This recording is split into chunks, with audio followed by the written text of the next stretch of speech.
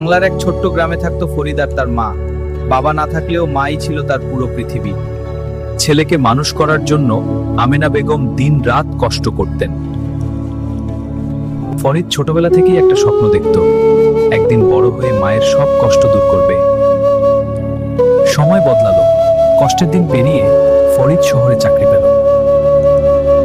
কিন্তু শহরের ব্যস্ততায় ফরিদ খুব কমই বাড়ি ফিরতে পারত, আর মা প্রতিদিন দরজায় বসে অপেক্ষা করতেন। একদিন হঠাৎ করে ফরিদের মা খুব অসুস্থ হয়ে পড়লেন।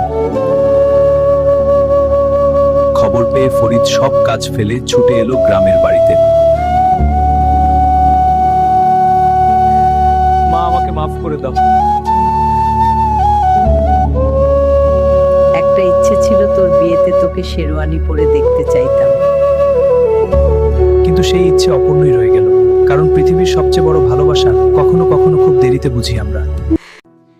এই রকম ভিডিও পেতে আমাদের চ্যানেলটা সাবস্ক্রাইব করে পাশে থাকবেন। ধন্যবাদ।